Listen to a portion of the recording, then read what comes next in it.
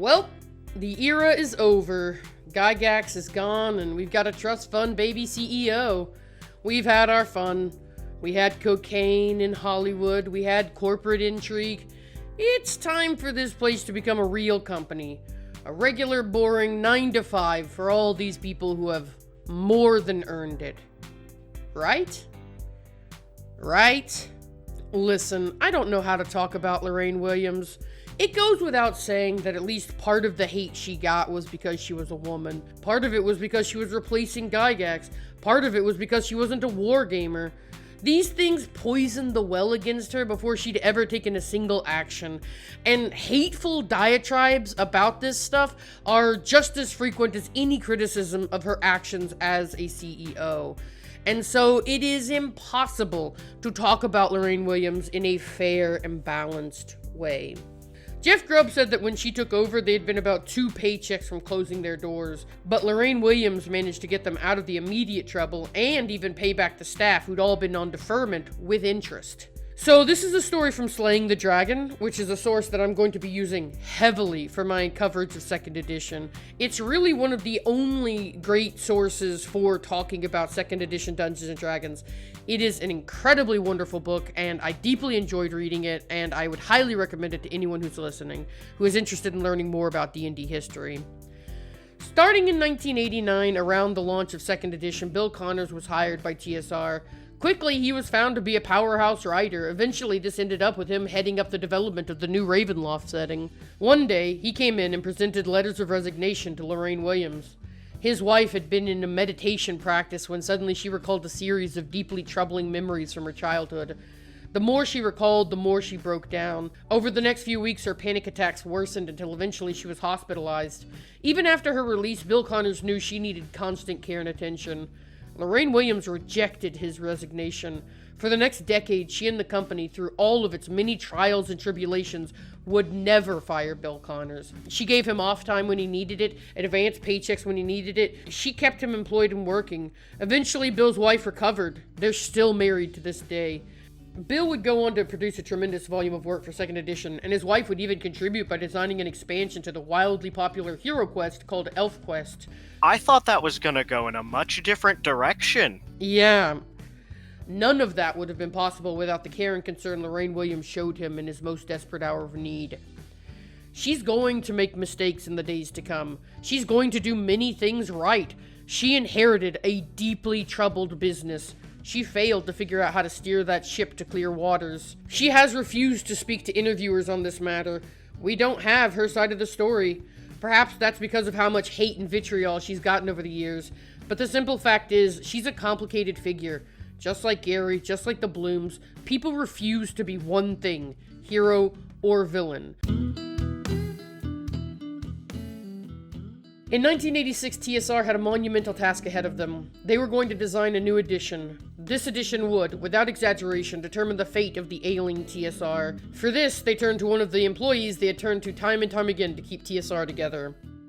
Steve Winters was a journalism major at Iowa State when he first encountered a gaming association. There, he got his first taste of D&D. In the Iowa State Gaming Association, you played a low-level character at first, and low-level characters were often not even named, as they would die so fast. Here, in the brutal dungeons and deadly corridors, he fell in love with this game. In an interview with Wizards of the Coast Dragon Talk, Steve Winters talks a lot about the impetus and development of 2nd edition. Management and executives were extremely hesitant to upset the player base, but Winters sold 2nd edition as a reorganization of the game that would make the game easier to learn and teach. He began by chopping up the DMG and PHP, physically cutting them apart, and then using a 3-ring binder and tape, organizing the contents in the way that they needed to be organized while adding content from other books. This project, he claims, was not actually to show a layout of the game, but to demonstrate to the executives how much needed to be done to make this revision work. That seems like actually a pretty good way of kind of like especially if you need to re-edit some of those things together, like the clerics, the turn undead not existing in like the player book at all, and it's like, oh, that would probably be good to know. You can just kind of like paste it all together and lay it out, because the information's kind of the same. Once the ball was rolling, they did implement changes.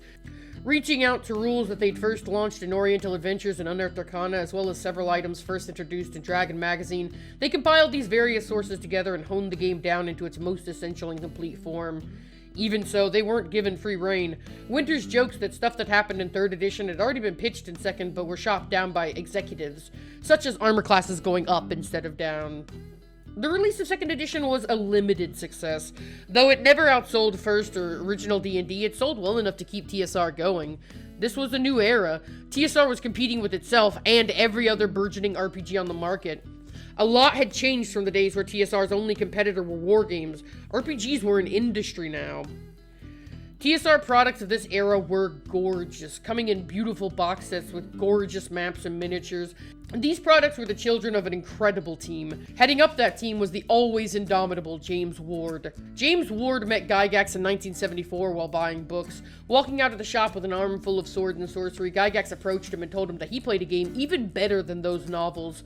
Ward took a month to check on Gygax, afraid the man was some weirdo, but once he did show up to play, he fell instantly in love. He was one of the earliest designers hired for the game. He got laid off during the Bloom Purges alongside Skip Williams and many others. According to him, in an interview he would later post online in a web forum, the person who replaced him would quit 3 months later, claiming it would take 2 people to do his workload. Eventually, he was contacted by TSR to do design work on a new game. He actually ended up making more money as a contractor because of his royalties on his modules. Realizing they were paying him more to stay at home, they rehired him. Once rehired, he quickly managed to rise through the ranks of Lorraine's new TSR. For the next several years, he would be a key manager. At one point, he describes Lorraine Williams coming to his office and dressing him down in public for a product being late. At that point, he decided he would never humiliate someone in a similar fashion. So he developed a style of inviting people on walks and then hashing out problems as they walked around the building. According to him, Zeb Cook got the most of these walks. Now, in 1989, Jim Ward was part of the team overseeing the development of 2nd edition. He'd continued to manage at TSR well into the 2nd edition. Under Lorraine Williams' tenure, women were increasingly brought into design, editorial, and management positions, and no story of TSR in the 90s would be complete without talking about them. Michelle Carter and Karen Conlin, then Karen Martin or Karen Bloomgarten, depending on when in history you're talking about her, both were initially editors, and both continue to be editors to this day. Karen Conlin was eventually promoted to project manager. It was in this capacity that Karen Conlin was able to contribute to 2nd edition of Dungeons & Dragons as both an editor and an organizer. Michelle Carter was an editor for TSR all the way until it was purchased by WotC. There, she was eventually promoted to senior lead editor for role-playing games, where she helped with the 3rd and 4th edition of the game. 3rd edition's where I started. Well, 3.5, but that's within the realm of 3rd. That's same for me. I think. It is. We're getting there very soon. Eventually, both women struck out on their own as freelancers, which they both continue to do to this day. Anne Brown was hired on as an editor for TSR's Dragon Magazine by Roger Moore. We'll talk more about him briefly, but her talents couldn't be contained to side projects for long. She was brought over first as an editor and then as one of the earliest female game designers at TSR. She worked in a cubicle next to Grubb. Brown said of her time working as a woman in TSR in the 1990s, "Starting at TSR in 1989, I think the atmosphere was definitely different than the 70s and early 80s. It may have been that the industry had evolved, or it may have been who was in staff at the time, or likely some of both. I definitely felt that the women of TSR were given equal respect for ideas and work. We did complain from time to time about the babes in chainmail bikinis and certain art pieces, and that aspect was very slow to change, but I never felt like a second-class citizen, and I believe the other women would have agreed."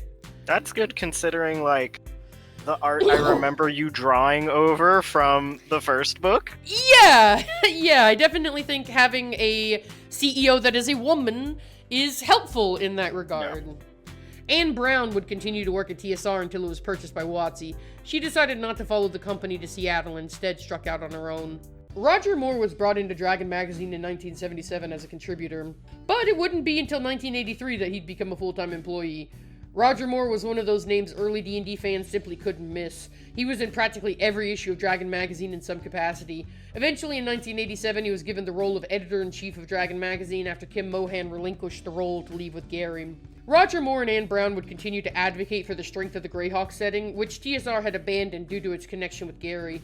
Eventually, they would win out, and at the very end of 2nd edition, write The Player's Guide to Greyhawk and The Return of the Eight.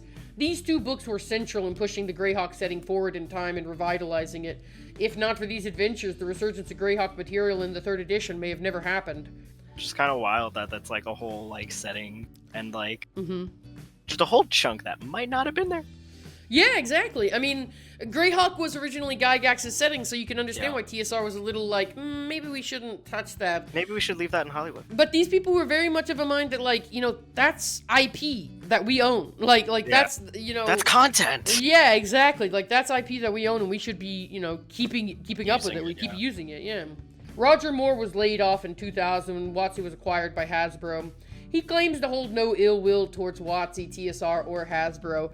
However, when he got laid off, he sold every tabletop thing he owned and completely left the game behind. He claimed that he just wanted a clean break, and sure enough, in the 2 decades since, he hasn't contributed anything anywhere in the RPG space. Even as many creators of that era try to return, Roger Moore stepped off the stage without so much as a glance backwards and moved on. So sad. I know. I mean, I guess I'm glad he's moved on to greener pastures, but I don't know if maybe it's more healthy to just like fully break Cold away turkey. and go, Dragonlance was hugely popular. Tracy and Margaret would be regularly contacted by TSR to continue to produce new works through the early 90s. To oversee this project, we'll need to introduce 2 new figures. To manage the Dragonlance line, they tapped Sue Wineline.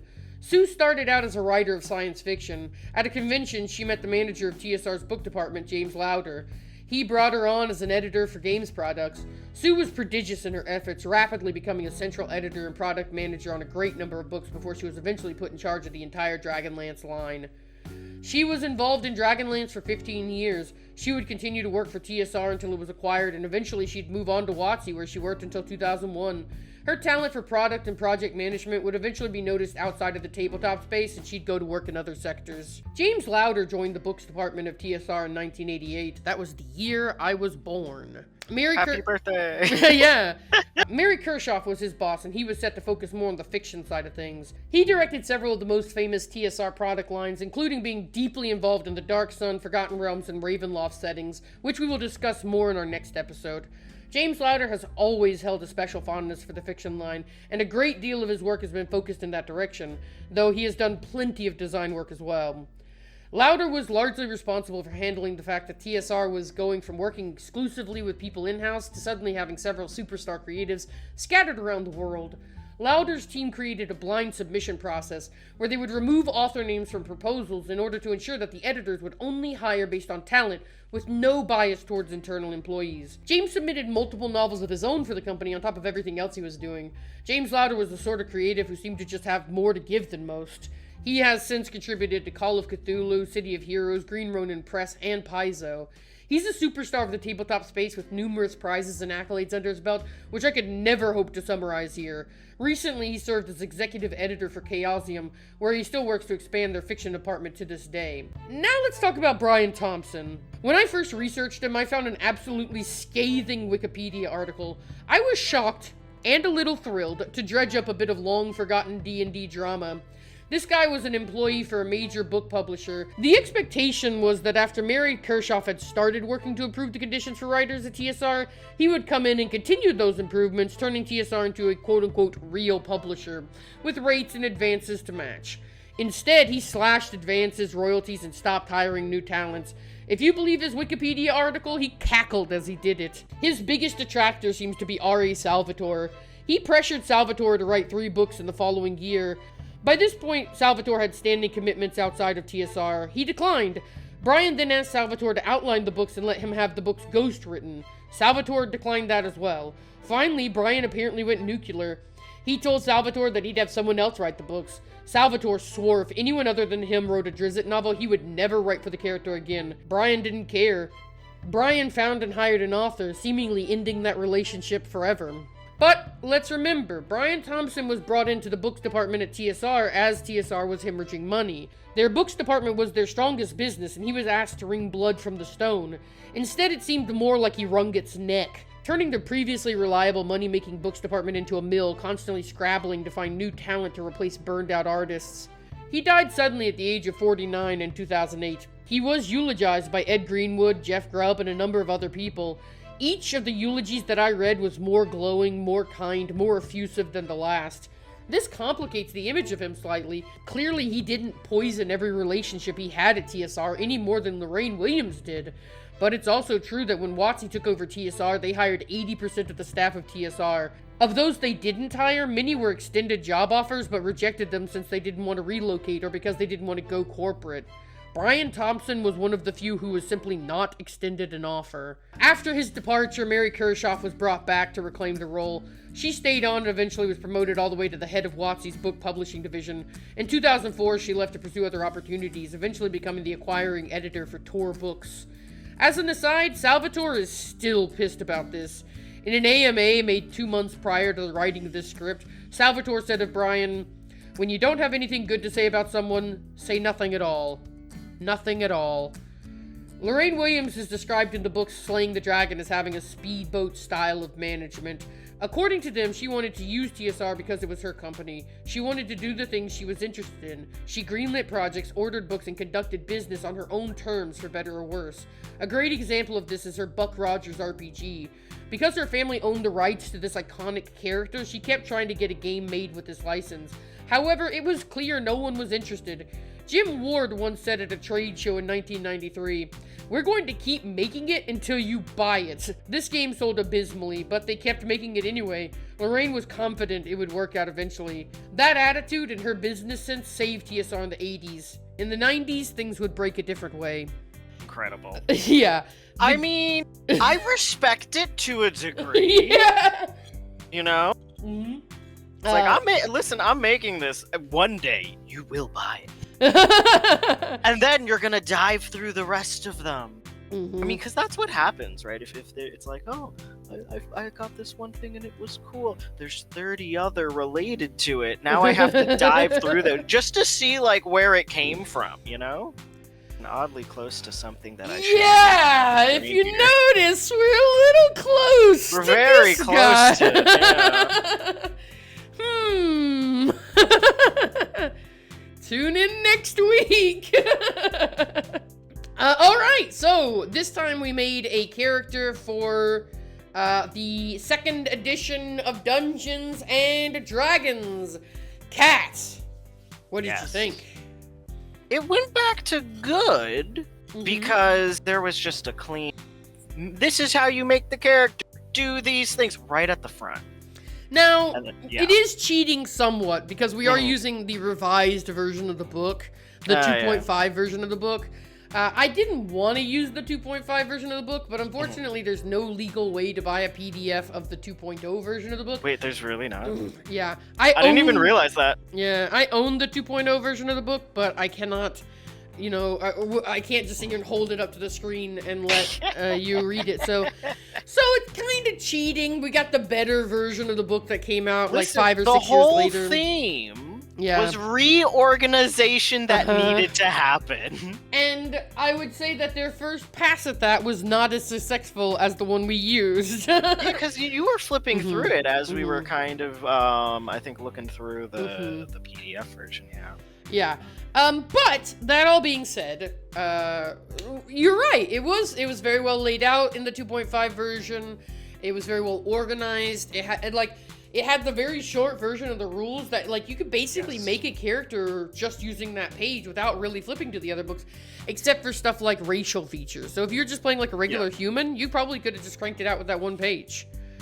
There was also tables, like, there was a whole section or chapter features, for each stat afterwards. It was like, roll ability scores. This is what an ability score is, you know?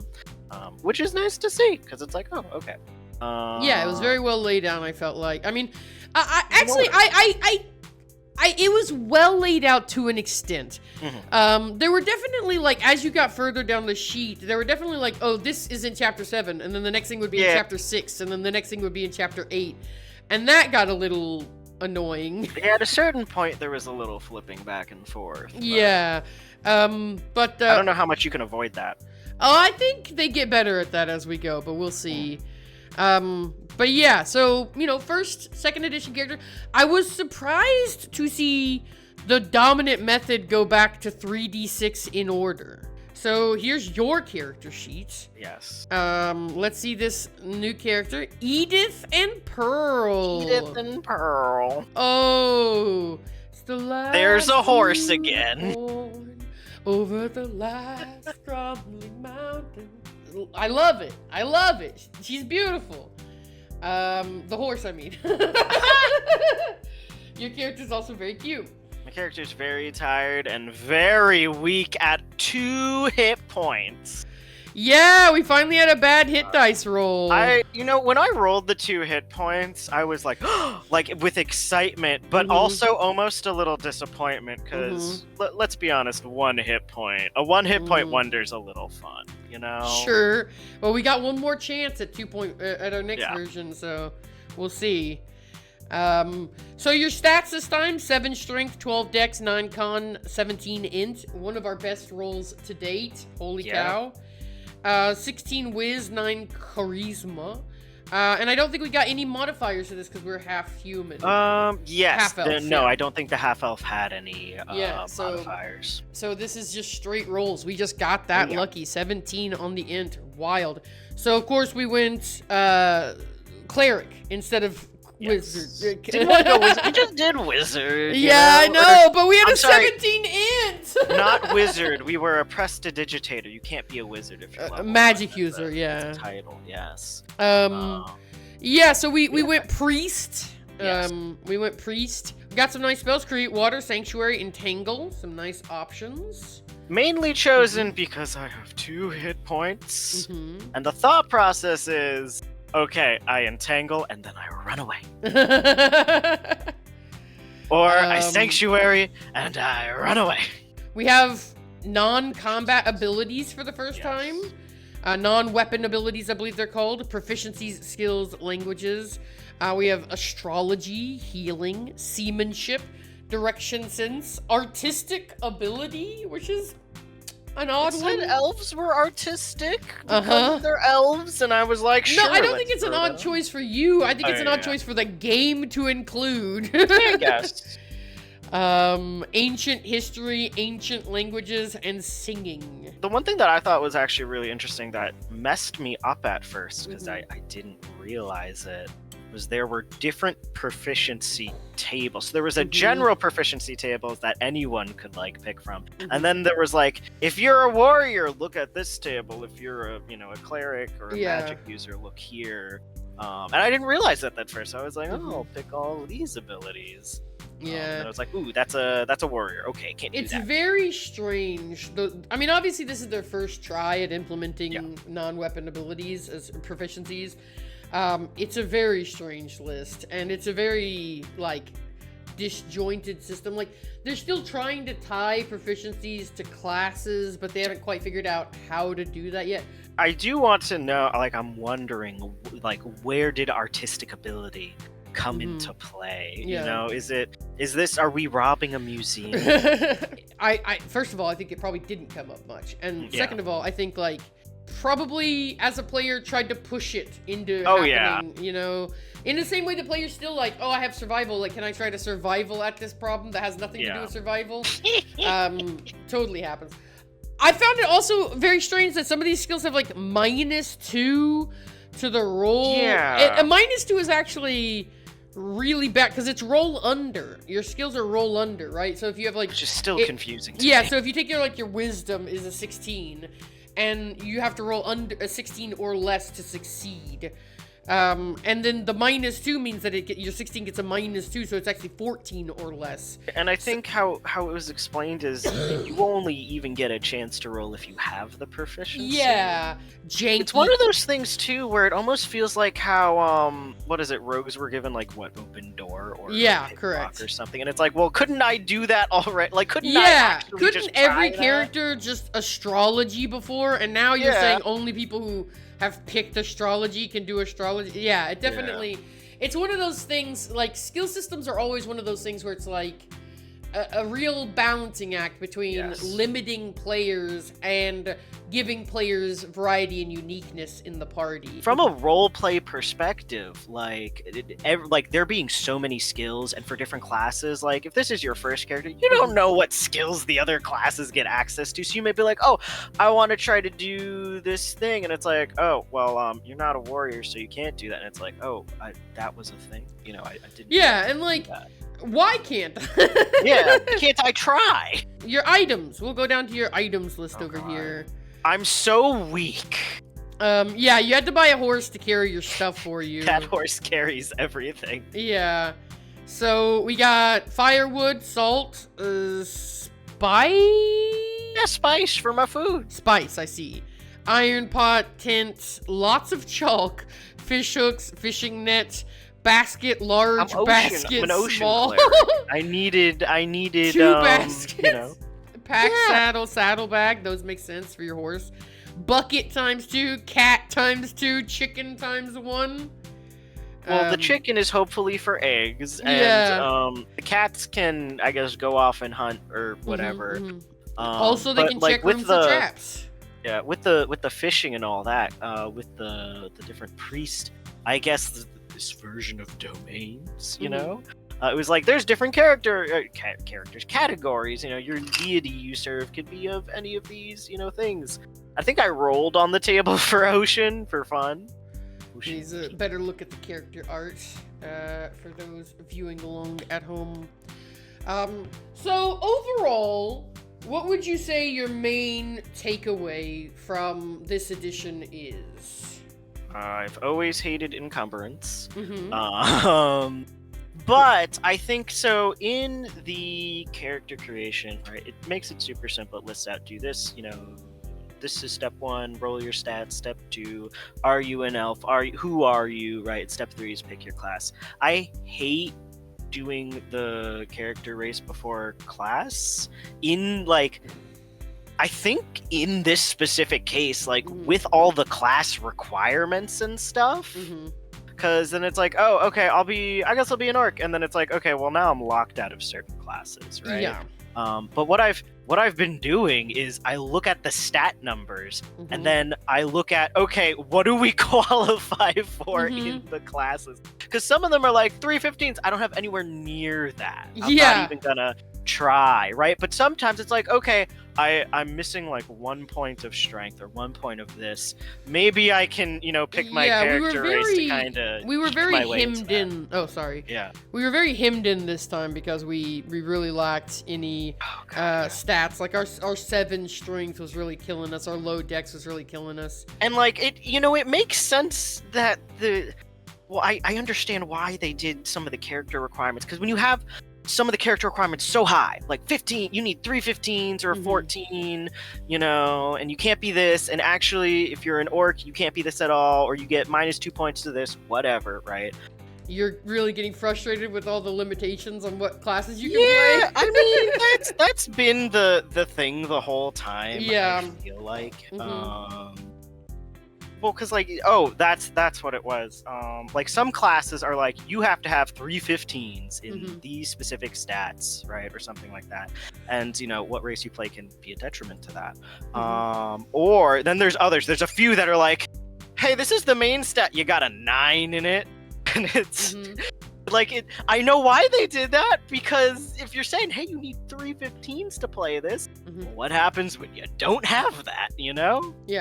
You need to have something you can go into, or you're just rolling a new character, like they advised in. I think literally like the first book was like, if you don't get at least 2 15s, just roll a new one. Yeah. You're gonna die. I think for me what kind of stands out is how much of what is to come later actually is already here. So I was surprised by seeing some like class-like abilities coming out of your subclass. They're very poorly implemented, but they are here. I like the hinting at the the cleric power, and it's like, maybe you get a power. Ask your DM. There's some domain powers, and it's literally just like, here's some vague examples. Ask your DM if you get one, and it was very strange. But they're starting to like show some signs of like class-specific abilities. They're showing like, you know, proficiency lists. Like we're starting to see the shape of modern D&D appear. In a lot of ways.